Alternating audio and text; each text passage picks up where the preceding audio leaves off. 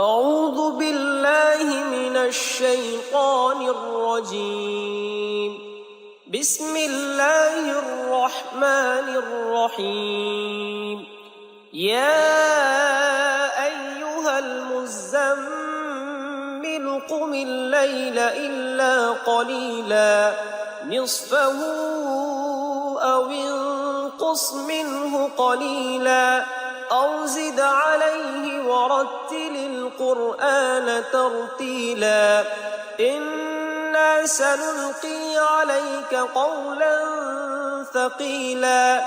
إن ناشئة الليل هي أشد وطئا وأقوم قيلا إن لك في النهار سبحا طويلا واذكر اسم ربك وتبتل إليه تبتيلا رب المشرق والمغرب لا إله إلا هو فاتخذه وكيلا واصبر على ما يقولون واهجرهم هجرا جميلا وذرني والمكذبين أولي النعمة ومهلهم قليلا إن لدينا أنكالا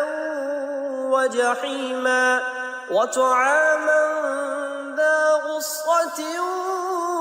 وعذابا أليما يوم ترجف الأرض والجبال وكانت الجبال كثيبا مهيلا إنا أرسلنا إليكم رسولا شاهدا عليكم كما أرسلنا إلى فرعون رسولا فعصى فرعون الرسول فأخذناه أخذا وبيلا فكيف تتقون إن كفرتم يوما يجعل الولدان شيبا السماء منفطر به كان وعده مفعولا إن هذه تذكرة فمن شاء اتخذ إلى ربه سبيلا إن ربك يعلم أنك تقوم أدنى من ثلثي الليل ونصفه وثلثه وطائفة من الذين معك والله يقدر الليل والنهار علم أن لن تحصوه فتاب عليكم فاقرؤوا ما تيسر من القرآن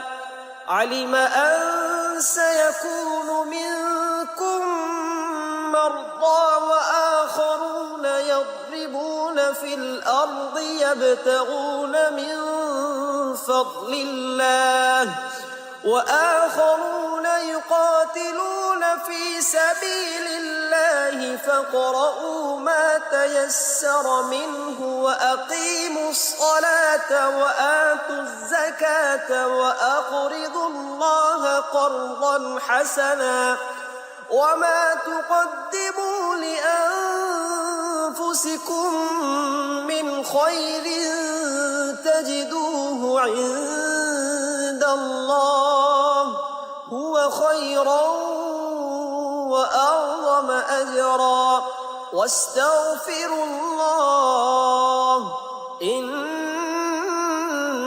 الله غفور رحيم.